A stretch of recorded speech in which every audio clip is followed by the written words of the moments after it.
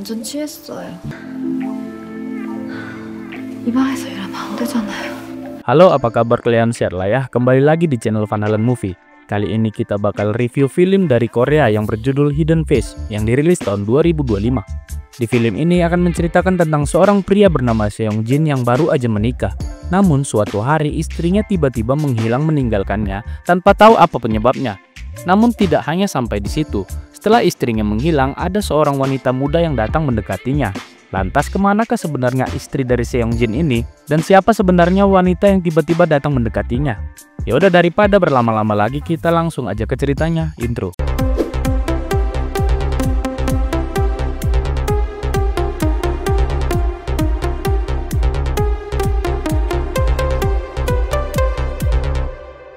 Film dibuka memperlihatkan seorang pria bernama Seong Jin, atau kita sebut aja namanya Johnny biar mudah ya kan, Wak. Dia adalah seorang kondektur atau dirijen musik yang sangat terkenal dan sukses. Meski karirnya sukses tapi tidak dengan rumah tangganya. Johnny baru aja menikah dan pindah ke ibu kota. Tapi tiba-tiba istrinya yang kita sebut aja namanya Wanda pergi meninggalkannya begitu aja dan hanya memberi pesan melalui video di laptopnya. 결혼에 자격이 없는 것 같아. Lantas setelah itu Johnny mulai merasa begitu sedih dan kesepian.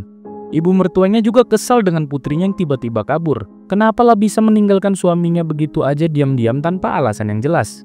Nah, ibunya ini adalah seorang pengusaha besar ya, Wak. Sekaligus dia juga yang menjadi CEO dari tim orkestranya yang dipimpin oleh Johnny ini. Bahkan ibunya juga lah yang membelikan mereka rumah mewah yang mereka tempati sekarang. Makanya dia nggak nyangka kenapa putrinya malah kabur kayak gitu. Benar-benar mengecewakan orang tua. Oke, lanjut. Singkat cerita, setelah 2 minggu kepergian istrinya, Johnny diminta untuk memikirkan posisi pemain selo yang kosong di tim musiknya sekarang. Karena ternyata sebelumnya posisi pemain selo itu diisi oleh istrinya sendiri. Namun Johnny merasa belum mau mengganti posisi istrinya itu dan dia masih berharap istrinya bakal segera kembali. Tapi mertuanya menyarankan gak usah menunggu putrinya itu kembali. Lebih baik dia segera mengganti pemain selo yang baru. Nah, kebetulan ada seorang wanita yang ingin melamar di situ juga sebagai pemain selo yang baru. Dan wanita itu katanya adalah rekomendasi dari istrinya si Johnny. Jelas Johnny mau nggak mau akhirnya mencoba memanggil wanita tersebut ke interview. Nah, kita sebut aja wanita ini bernama Mawar. Nah, di sini Mawar mengatakan kalau dia adalah junior istrinya dulu di kampus. Beberapa hari sebelumnya dia dihubungi oleh istrinya Johnny dan mengatakan kalau di sini sedang ada lowongan pemain selo. Nah, itu makanya Mawar melamar ke sini. Lantas Johnny pun merasa istrinya itu sudah mempersiapkan kepergiannya ya, karena masih sempat mencarikan penggantinya sebelum pergi.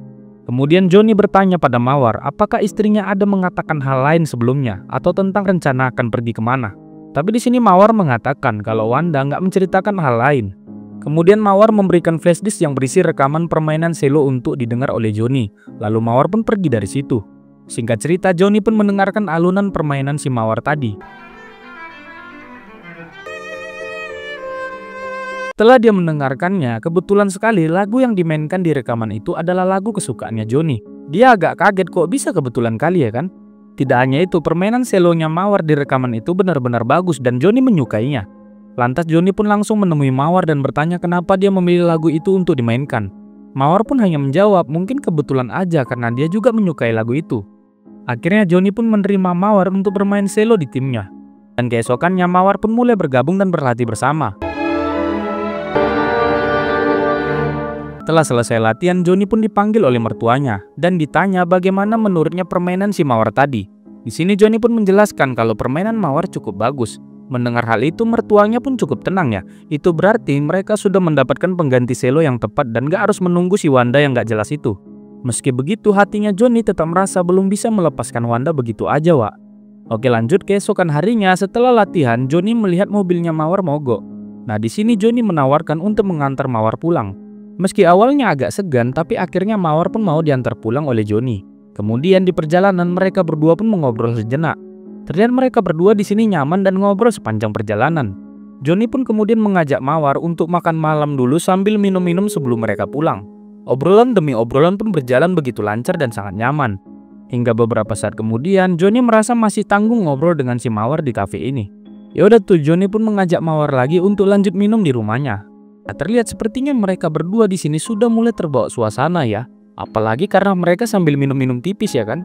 Dan jelas benar saja si Joni yang udah lama gak beradu kulit setelah kepergian istrinya makin kepancing melihat si Mawar yang begitu cantik. Akhirnya mereka berdua pun gak bisa membendung rasa itu dan mereka berdua beradu kulit di malam itu. Waduh jadi kebablasan ya kan? Oke, lanjut keesokan harinya, Joni merasa yang dia lakukan kemarin malam itu adalah salah. Namun dia nggak bisa berhenti memikirkan si Mawar terus menerus. Begitu juga dengan Mawar merasakan hal yang sama juga. Dia juga selalu memikirkan Joni sejak kejadian kemarin itu, Wak. Yaudah, akhirnya karena mereka berdua merasakan hal yang sama, Mawar pun disuruh datang lagi ke rumah Joni. Dan malam itu mereka beradu kulit lagi. Wah, jadi ketagihan ya selingkuhnya, Wak. Nah, saat Mawar akan mandi, tiba-tiba dia berteriak dan Joni pun langsung datang menghampirinya. Tapi Mawar mengatakan gak apa-apa, semua baik-baik aja. Sambil dia menutup pintu itu dengan senyuman yang agak mencurigakan ya. Nah, ada sesuatu kayaknya yang disembunyikan si Mawar itu ya kan. Tapi kalian gak penasaran sebenarnya siapa si Mawar itu? Dan kemana perginya istri Joni sampai saat ini?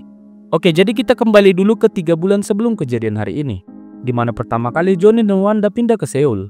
Lalu di situ Wanda menyuruh Joni untuk pergi membeli kopi. Dan secara diam-diam dia bertemu dengan Mawar. Nah, ternyata hubungan Mawar dan Wanda bukan hanya satu alma mater ya, Wak. Tapi mereka juga bersahabat sejak dulu dari SMA. Wanda ternyata baru aja membeli rumah di Seoul dan Mawar adalah seorang desain interior yang cukup berpengalaman. Itu makanya dia menyuruh Mawar untuk mendesain rumah barunya itu sesuai keinginannya, sebelum akhirnya nanti dia dan suaminya pindah ke situ. Wanda pun mengambil kunci rumahnya dari Mawar dan berterima kasih, tapi dia melarang Mawar untuk menemuinya lagi. Dan di sini dia nggak mau juga memperkenalkan Mawar pada suaminya. Nah, kita nggak tahu ya apa alasan Wanda kayak gitu. Oke, kita lanjut dulu aja. Setelah dari situ, Wanda dan suaminya pun pulang ke rumah. Mereka melihat rumah baru mereka dan menyukai desain rumah itu. Tapi terlihat wajah Joni nggak begitu senang. Dia sedikit merasa nggak enakan pada ibunya Wanda karena sudah memberikan mereka rumah, bahkan pekerjaan yang sekarang Joni kerjakan.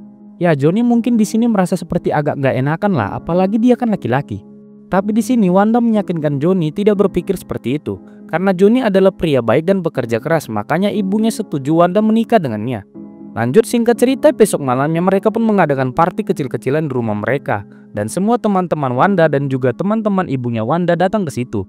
Jelas Joni melihat sebuah kesenjangan sosial bagi dirinya. Apalagi latar belakang Joni bukanlah dari keluarga kaya raya. Bahkan di sini terlihat Joni malah mencuci piring saat tamu-tamu yang lain berkumpul, Wak. Kemudian saat party usai, Wanda pun bertanya ke Joni bagaimana kalau mereka liburan ke tempat yang mewah dan mahal. Lalu di sini Joni merasa tempat yang ditawarkan Wanda itu terlalu mahal.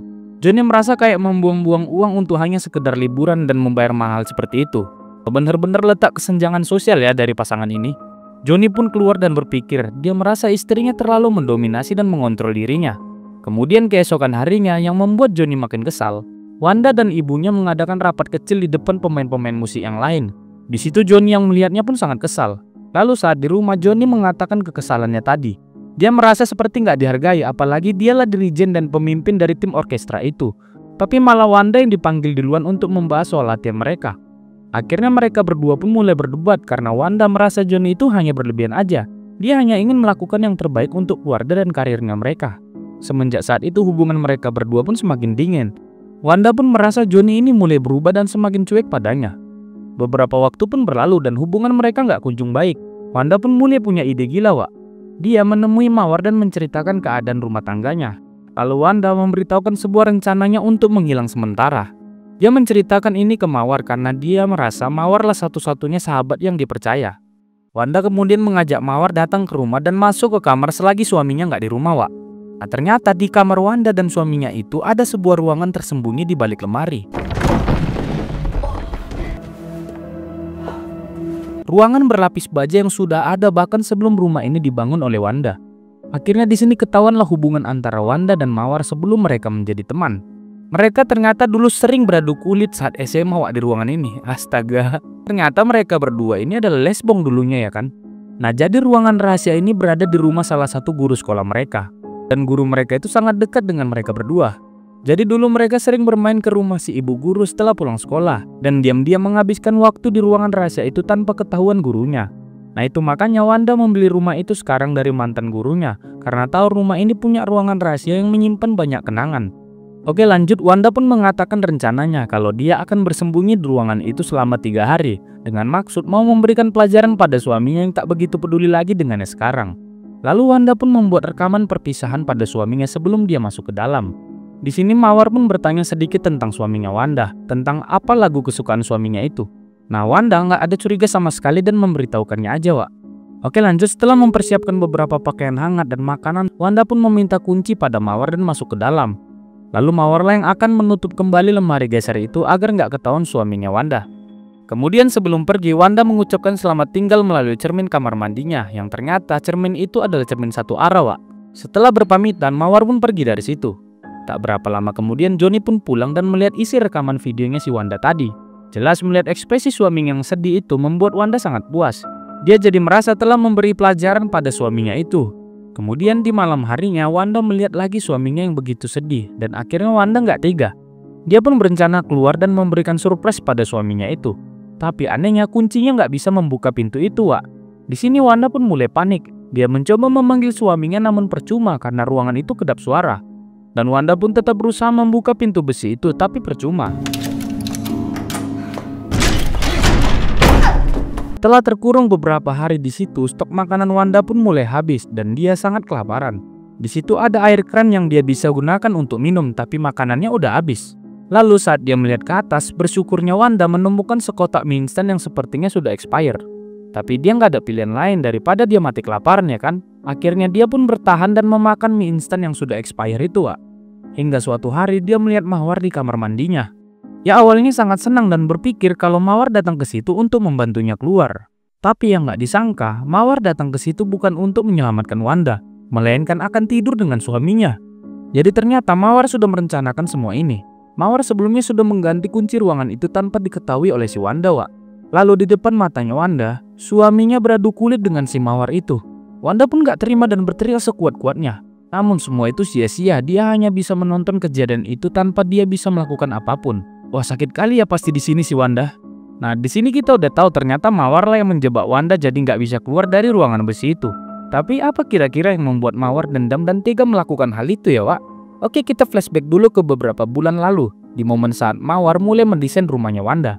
Di situ dia dengan susah payah memberikan yang terbaik untuk Wanda sebelum pulang. Dia merenovasi rumah dan mendesain rumah itu sesuai dengan keinginannya Wanda.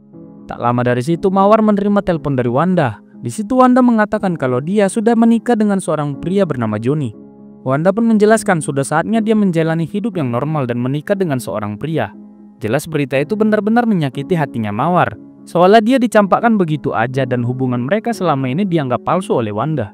Nah, jadi karena itulah Mawar dendam kali sama si Wanda itu. Oke, lanjut di ruangan ini, perlahan Wanda mulai menyadari tentang kesalahannya pada Mawar selama ini. Dia pun merasa mulai menyesalinya, Wak. Lalu tiba-tiba Mawar datang lagi ke situ untuk kedua kalinya. Lalu Mawar yang akan mandi mengejek Wanda yang di dalam gak bisa berbuat apa-apa. Sama seperti dia saat merasa dicampakkan sebelumnya. Wanda pun lagi-lagi mencoba berteriak dan meminta maaf. Tapi tetap aja suaranya gak terdengar. Hingga Wanda secara tidak sengaja memutar sebuah keran di bagian atas. Yang ternyata keran itu untuk membuka aliran air panas ke kamar mandi. Jadi itulah, Wak, makanya Mawar tadi berteriak karena air panasnya tiba-tiba keluar dari situ. Oke, kita lanjut lagi ya. Kembali ke waktu yang sekarang, karena Johnny merasa ada yang salah dengan pipa air mereka, dia pun memanggil teknisi untuk mengecek. Tapi teknisi itu mengatakan dinding mereka terlalu tebal, jadi akan sulit untuk dilakukan pembongkaran. Di sisi lain, Wanda yang melihat Johnny dan teknisi itu sedang ngobrol berteriak-teriak meminta tolong dan membukakan lagi keran air panas yang ada di atas itu. Kemudian tiba-tiba semburan air panas pun keluar di kamar mandi. Nah, si teknisi benga ini malah merasa rumah itu ada hantunya dan takut. Jadi dia pun gak mau melanjutkan pekerjaannya di situ. Melihat harapan perlahan mulai hilang, Wanda pun hanya bisa menangis karena mungkin dia bakal terkurung selamanya di ruangan ini sampai meninggal. Singkat cerita, ibunya Wanda pun mulai khawatir dengan putrinya yang kabur. Dia merasa ada yang aneh dengan kepergian putrinya itu. Ibunya sudah mengecek riwayat transaksinya Wanda, tapi dia nggak menemukan adanya transaksi sama sekali. Nah, itu aneh karena kalau Wanda pergi pastilah ada transaksi pembelian tiket ataupun pembayaran sewa hotel. Nah, ini membuat ibunya mulai curiga. Akhirnya ibunya Wanda pun melaporkan kejadian putrinya ini kepada kepolisian. Setelah laporan itu dibuat, akhirnya polisi pun datang dan memulai investigasi di rumahnya Johnny. Tapi setelah mengajukan beberapa pertanyaan pada Johnny dan mengecek sekeliling rumah, polisi tidak menemukan petunjuk apapun. Setelah itu Johnny diajak makan malam ke apartemennya Mawar. Lalu di depan pintu, Johnny melihat Mawar memasukkan kata sandi pintu apartemennya, yang mana kata sandi itu adalah tanggal ulang tahunnya istrinya. Jelas hal itu membuat Joni kepikiran dong dan bertanya, kenapa kata sandi pintu apartemennya sama dengan tanggal lahir istrinya? Nah di sini Mawar berkilah, mungkin kebetulan aja, karena kata sandi di pintu itu nggak pernah diubah dari pemilik apartemen sebelumnya. Oke lanjut, keesokan paginya tiba-tiba Joni didatengin mertuanya dan mengatakan kalau dia telah menemukan ada yang aneh dari video yang dibuat oleh Wanda. Dia melihat ada sebuah tangan dari pantulan cermin di video itu, yang itu artinya Wanda tidak sendirian saat akan pergi. Jelas Joni pun sadar tangan itu adalah tangannya si Mawar. Joni pun tidak membuang waktu dan langsung pergi mendatangi Mawar ke apartemennya. Sesampainya di sana, Joni berpura-pura bersikap biasa aja. Lalu saat Mawar sedang sibuk membersihkan buah, Joni mencoba membuka ponselnya Mawar dan memasukkan kata sandi yang sama dengan ulang tahun Wanda. Dan benar saja Wak, kata sandi itu benar. Dia pun melihat wallpaper di HP itu adalah foto mesra Mawar dengan Wanda.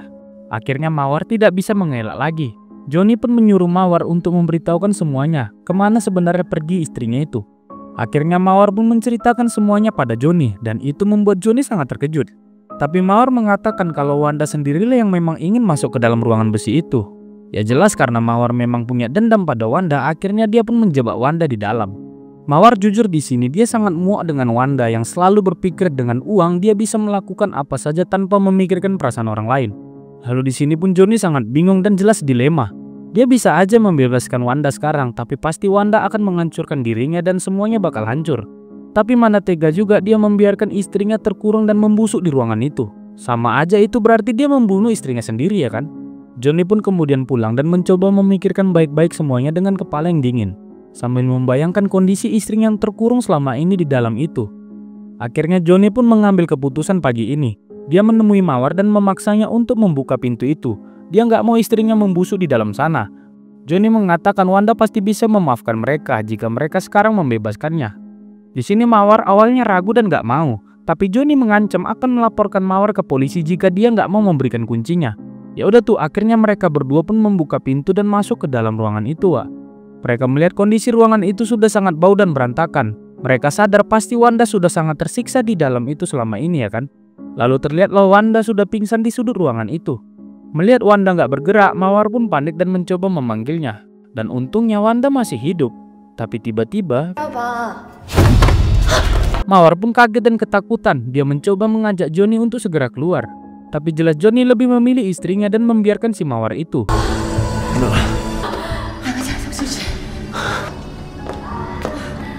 Kemudian Joni mengatakan akan memanggil polisi. Tapi di sini Wanda melarangnya. Dia sepertinya punya rencana lain pada si Mawar. Nah, sekarang kondisinya kebalik ya kan. Mawar yang sekarang berada di ruangan itu dan nggak bisa berbuat apa-apa. 너 나처럼 바보 같은 짓 해봐.